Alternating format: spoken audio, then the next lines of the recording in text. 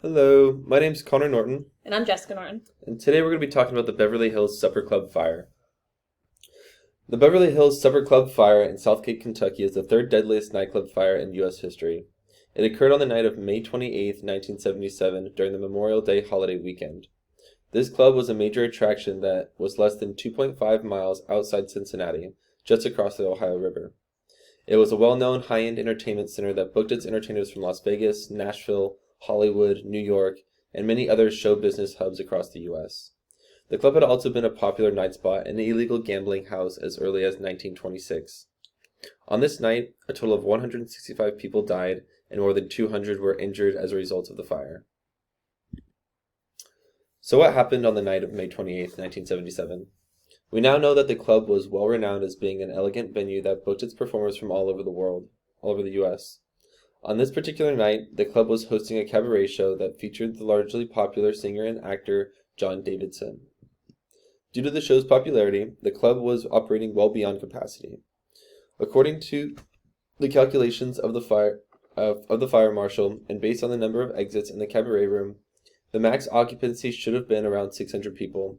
On this night, it exceeded this capacity, with people seated on ramps and in aisles, and according to later estimates based on seating charts, the number of people in the cabaret room around 9 p.m. was between 900 and 1,300 people. And this was just in the cabaret room. Elsewhere in the club, guests were eating dinner, which places the total number of people in the entire Beverly Hills Supper Club on May 28, 1977, at approximately 3,000, which is substantially more than the 1,500 people the fire code allowed at the time for a building with the number of exits the club had. On the opposite end of the club, in the Zebra Room, a wedding reception came to a close, and the wedding guests had all left the room at 8:30 p.m. The room remained empty until 9 p.m. when an employee smelled smoke and opened the door to the Zebra Room to investigate. There was a fire in the drop ceiling, and the employee began to fight the flames with a fire extinguisher, while another employee called the fire department. Looking back on this incident, we now know that it was the opening of the doors to the Zebra Room that is what allowed oxygen to get to the small smoldering fire and allow the flames to flash over and spread more rapidly. As the smoke began to escape the Zebra Room and drift down the hall toward the banquet rooms, patrons and employees nearest the Zebra Room smelled it. The employees began to urge room occupants to leave the building. However, as the maze of a building lacked an audible fire alarm, those in more isolated rooms had no way to know that there was a fire in the building until an employee walked the entire length of the building, alerting them. Fire investigators later estimated that the fire, once it spread through the northern doors of the Zebra Room, took only 2 to 5 minutes to enter the cabaret room, and as a result, news of the fire and the first of the smoke and flame reached the cabaret room, the furthest point from the Zebra Room, nearly simultaneously.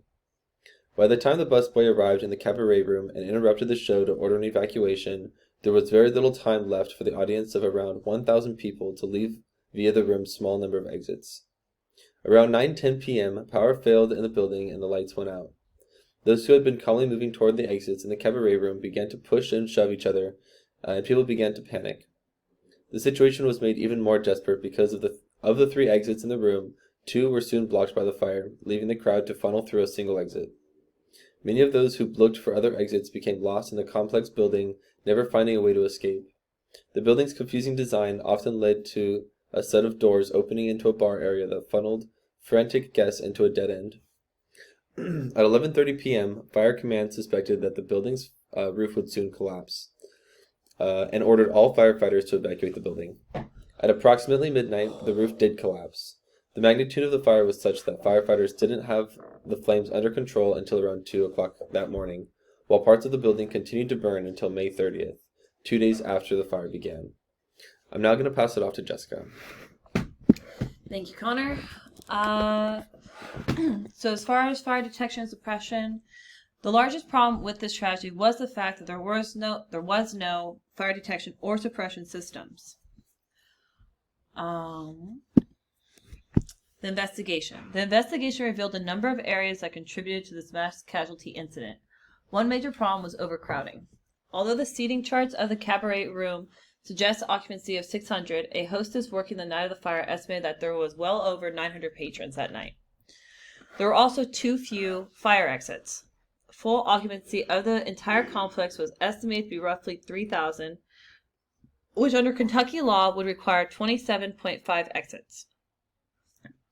In fact, the club had fewer than 17, many of which were not clearly marked nor easily reached. Some exits could be reached only by passing through 3 or more interior doors and corridors. The club also had faulty wiring. Governor Julian Carroll's report on the fire called the club's wiring an electrician's nightmare.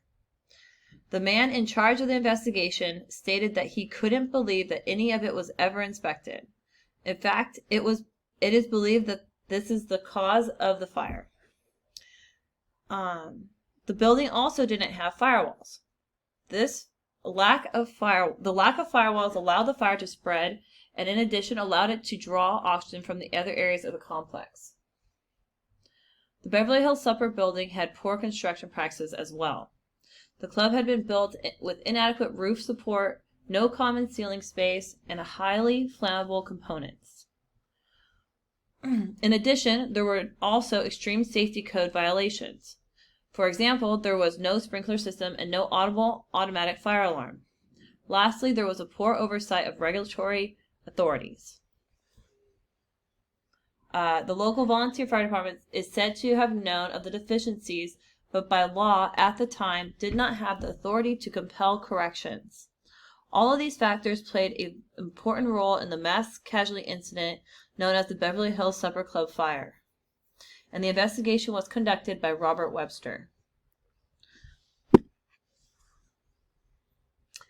As previously stated, the death toll was from the tragedy was 165 patrons. There was an investigation into the lack of enforcement of state fire codes. As of 2018, the site of the club has been left undeveloped. It is marked by a memorial to the Beverly Hills Supper Club victims. In 2020, a private developer reached a deal with the city of Southgate to build a mixed-use development on the site. The development plans on the site were to include a memorial to the tragedy.